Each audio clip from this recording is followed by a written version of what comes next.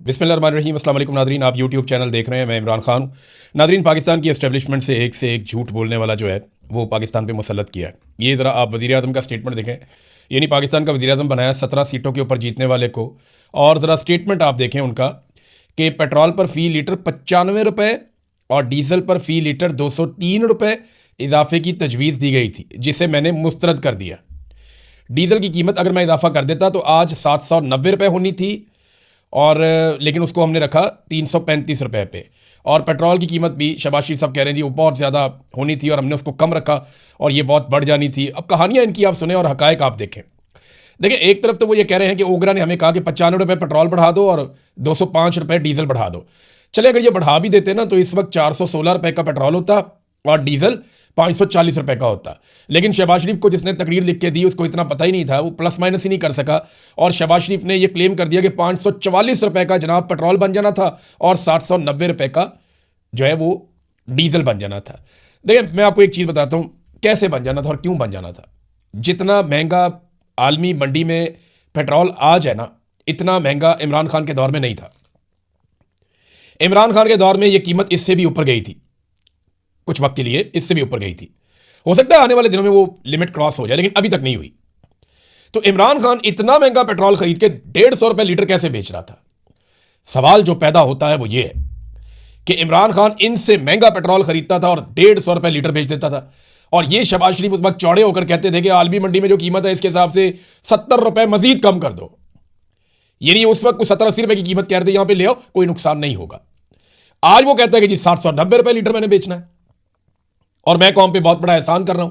भाई, इमरान खान तुमसे महंगा पेट्रोल खरीद के 150 रुपये का बेच रहा था, ये सस्ता पेट्रोल खरीद के 325 रुपये से ज्यादा का बेच रहे हैं, और फिर भी कौम पे एहसान चढ़ा रहे हैं कि जनाब हम तो सस्ता बेच रहे हैं, हम तो जेब से पैसा डाल रहे हैं। तो ये सारा फ्रॉड है, झूठ है। हाई ऑक्टेन के साथ इन्होंने जो किया, उसके बाद पीआईए जिन्होंने खरीदी है उन्होंने रुला डाल दिया। वो आरिफ हबीब साहब आए, उन्होंने कहा जी इस कीमत के ऊपर तो हम पीआईए को चला ही नहीं सकते, पीआईए तो बंद हो जाएगी, वो तो खसारे में चली जाएगी। तो वो जो पीआईए जिन्होंने खरीदी है ना, वो इनसे ठीक करवा लेंगे कीमत, या उनसे कोई ना कोई कोटा ले लेंगे, या कोई ना कोई अपना माहौल बना लेंगे। वो हाई ऑक्टेन का अपना कोई ना कोई जुगाड़ निकाल लेंगे। उन्होंने जहाज चलाने हैं, वो कभी भी नुकसान में नहीं जाते। आरिफ हबीब साहब इस बात की खातिर जमा रखें कि फौजी फाउंडेशन के साथ उन्होंने इत्तेहाद किया है, और पाकिस्तान में फ़ौज ने बेशक कोई ज़मीन फतह नहीं की, फ़ौज ने बेशक कश्मीर को और फ़लस्तीन को आज़ाद नहीं करवाया, बेशक हमारे दरियाओं का पानी जो भारत ने रोका उनको आज तक नहीं छुड़वा पाए, बेशक हमारे बहुत बड़े बड़े इंटेलिजेंस फेलियर हैं, बेशक पाकिस्तान 2 टुकड़े हो गया है, बहुत अजीबोगरीब किस्म की पाकिस्तान की फ़ौज की कारकर्दगी रही है। लेकिन इसके बावजूद अच्छी भी रही है बात औकात। ये अभी तैयारी कराए थे इंडिया के, उससे पहले 1965 में हमने बड़ी तगड़ी जंग लड़ी है, हमारे लोग बड़ी बहादुरी से लड़ते भी रहे, ये बात भी ठीक है। लेकिन कोई ऐसा कारनामा नहीं है जिसको हम कहें कि ये इलाका पूरा ऐसा है जो पाकिस्तान की फ़ौज ने फतह किया। पाकिस्तान जब बना था ना तब बड़ा था, आज छोटा है। चाहे आप जाके इसको नाप लें गिलगित बल्तिस्तान में, जहाँ पे आपके ग्लेशियर्स हैं, वहाँ पे जो इलाके हमारे हुआ करते थे वो अब इंडिया के कब्जे में है। चाहे आप इसको नाप लें रकबे के नुक्ता नज़र से, पूरा का पूरा बांग्लादेश टूट के अलग हो गया, एक अलग मुल्क बन गया। तो पाकिस्तान की ज़मीन गई है, पाकिस्तान को ज़मीन मिली नहीं है। जब से पाकिस्तान बना उसके बाद से लेकर अब तक पाकिस्तान छोटा हुआ, बड़ा नहीं हुआ। फौज का काम था कि पाकिस्तान की ज़मीन की हिफाजत करती, लेकिन बदकिस्मती से नहीं हो पाया। लेकिन फौज ने कारोबार में कभी नुकसान नहीं किया।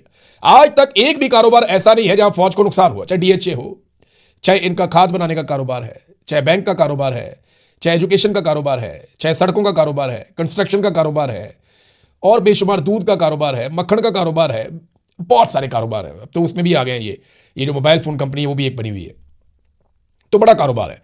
सियाहत का कारोबार में भी आ गए, अब तो ज़राअत के अंदर भी आ गए हैं, मादनियात के अंदर भी आ गए। तो फौज को कभी नुकसान नहीं होता है ना फौज के ज़ेली इदारे को नुकसान होता है, बेफिक्र हो जाए आरिफ हबीब साहब, ये आपका मामला हल हो जाएगा। इमरान खान साहब जब अपने डॉक्टरों से मिले, अभी डॉक्टर जब जेल में जाके इमरान खान साहब को मिले, तो इमरान खान साहब ने उन्हें कहा कि 2 बातें बाहर जाके बोल देना। इमरान खान साहब ये चाह रहे थे कि कम से कम 2 बातें ऐसी हैं जो दुनिया को पता चले। वो ये समझते हैं शायद दुनिया को बिल्कुल पता नहीं है, क्योंकि उन्हें दुनिया से काट के रखा गया है। लेकिन हकीकत यह है कि हम सब ये जानते हैं, ना सिर्फ जानते हैं बल्कि इसके ऊपर रोज़ाना की बुनियाद पर बात भी करते हैं। एक तो इमरान खान ने कहा कि मुझे किसी से मिलने नहीं दिया जा रहा, दूसरा मुझे पढ़ने के लिए किताबें नहीं दी जा रही।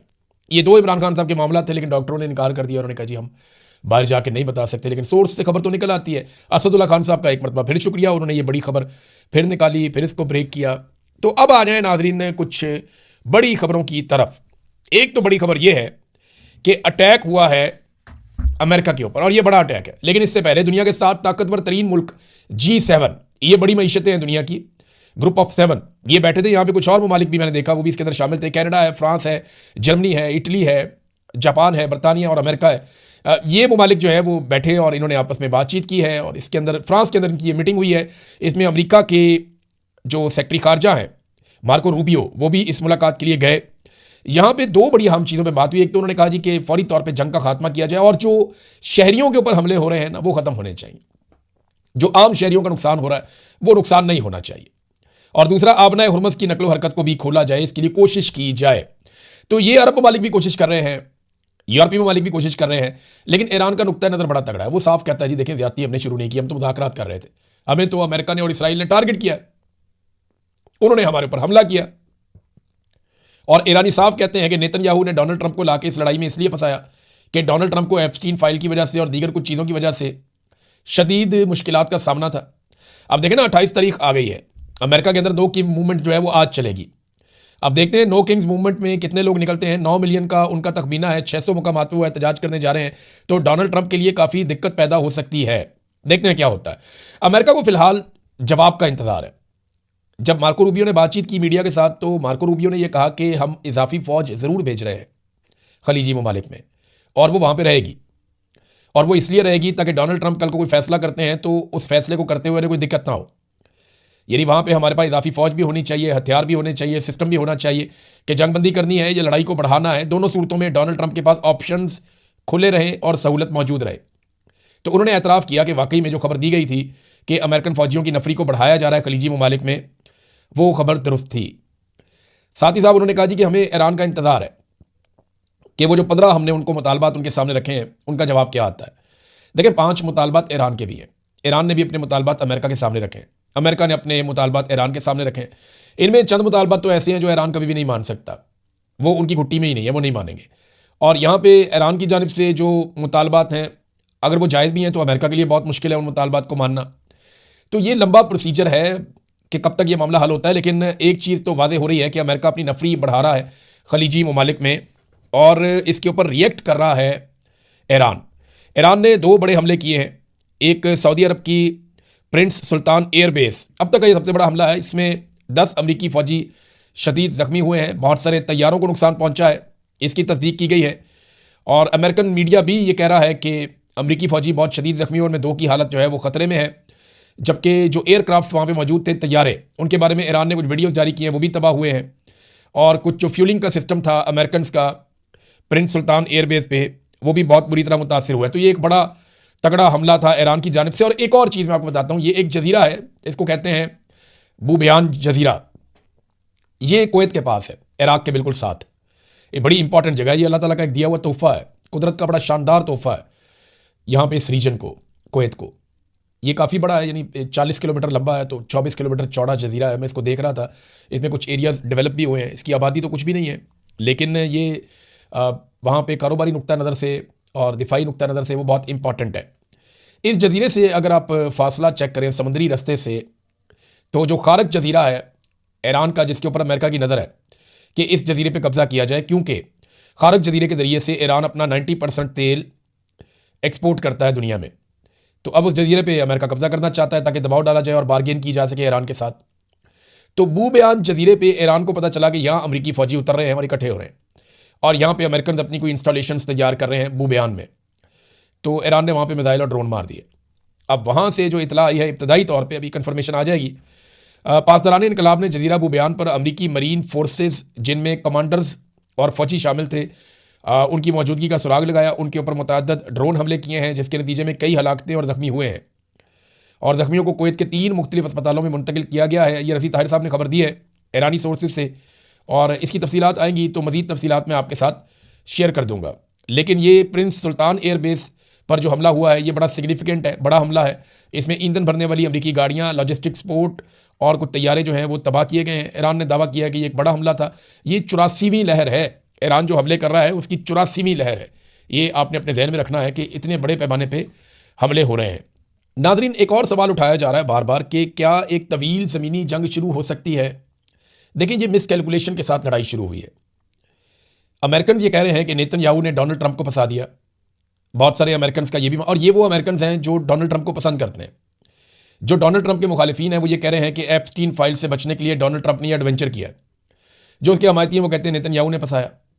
नेतन्याहू को डांट भी पड़ी है, वो मैं आपको बताता हूँ क्या हुआ। और नेतन्याहू के अब रिपोर्ट हो रहे हैं कि मुसाद के साथ इख्तलाफात बढ़ रहे हैं, जो इसराइली इंटेलिजेंस एजेंसी है, कि मुसाद ने गलत रिपोर्टिंग की है और उसकी वजह से नेतन्याहू ने गलत फैसले किए हैं और अब सारे के सारे इस लड़ाई के अंदर फंस गए। नेतन्याहू के साथ क्या हुआ, ये जो अमरीकी नायब सदर हैं JD वेंस, उन्होंने नेतन्याहू को झाड़ दिया। इनकी टेलीफोन के ऊपर आपस में बातचीत हुई है। पहले इसराइली मीडिया ने रिपोर्ट किया था इस तलखी को और उन्होंने गलत रिपोर्ट किया था। उन्होंने ये रिपोर्ट किया था कि कोई बस्तियां नहीं बन रही हैं और फ़लस्तीनियों पे इसराइली आबादकारी हो रही है, उस वजह से नेतन्याहू को झाड़ पे लाई थी, लेकिन ये बात गलत है। असल रिपोर्ट ये है कि JD वेंस ने इल्ज़ाम लगाया कि नेतन्याहू ने ईरान में रजीम तब्दीली के इम्कानात पर हद से ज़्यादा खुशफहमी दिखाई और डोनाल्ड ट्रंप को जो ख्वाब दिखाए वो पूरे नहीं हुए। तो अब देखें ना, डोनाल्ड ट्रंप के हमायती में आपको इसीलिए कह रहा था ना कि JD वेंस तो डोनाल्ड ट्रंप का हमायती है, उसका नायब सदर है, तो वो वही बात कर रहा है जो उसके हमायती करते हैं कि नेतन्याहू ने हमें फंसाया और नेतन्याहू ने अपनी गर्मी निकाली है जाके मुसाद के ऊपर कि मुझे गलत रिपोर्टिंग दी गई है। लेकिन इसके साथ साथ ना इसराइल के पास रास्ता कोई नहीं है इस लड़ाई को लंबा खींचने के अलावा। इसराइल पूरी कोशिश करेगा कि कुछ भी करके जंगबंदी ना हो। हालिया दिनों में इसराइल कुछ ऐसे हमले कर रहा है जिनके बाद ट्रंप जंगबंदी की जितनी भी कोशिश करे शायद वो कामयाब ना हो। देखिए, अगर ईरान जवाब देगा तो वो खलीजी ममालिक को जवाब देगा ना। जिस किस्म के हमले किए जा रहे हैं अब वो जंग को आगे बढ़ाएंगे, कम नहीं करेंगे। मिसाल के तौर पे जो इनके मकासद थे वो तो ये थे ना कि रजीम तब्दील किया जाए, दिफाई नुक्ता नज़र से ख़त्म कर दिया जाए ईरान को, मिसाइल और जोहरी सलाहियतें उसकी ख़त्म कर दी जाएँ, खित्ते में इसराइल मुखालिफ कुव्वतों को जो सपोर्ट करता है ईरान वो ख़त्म कर दी जाए। लेकिन वो कर क्या रहे हैं? स्कूलों के ऊपर हमले, अस्पतालों के ऊपर हमले, सनती यूनिट्स के ऊपर हमले, कारोबारी दफातर के ऊपर हमले, सरकारी दफातर के ऊपर हमले, रिहायशी इमारतों के ऊपर हमले, पावर इंफ्रास्ट्रक्चर के ऊपर हमले, वाटर प्लांट्स के ऊपर हमले, स्टील मिल्स के ऊपर हमले, फैक्ट्रियों पर हमले। अब 3 स्टील मिल्स ऐसी हैं ईरान की जिनके ऊपर अटैक किया गया है। 3 अलग अलग जगहों पर अलग अलग शहरों में है और ये बड़ी स्टील मिल्स हैं ईरान की। और गालिबन अमेरिका और इसराइल ने यह हमला इसलिए किया कि उन्हें यह लगता होगा कि यहाँ से ईरान को अपने दिफाई साजो सामान को बनाने के लिए स्टील मैसर आता है। लेकिन जो अलार्मिंग खबर है वो ये है कि ईरान की 70% जो एक सलाहियत है स्टील पैदा करने की या करामत बनाने की, वो मुतासर हुई है इन 3 स्टील मिल्स के ऊपर अटैक के बाद।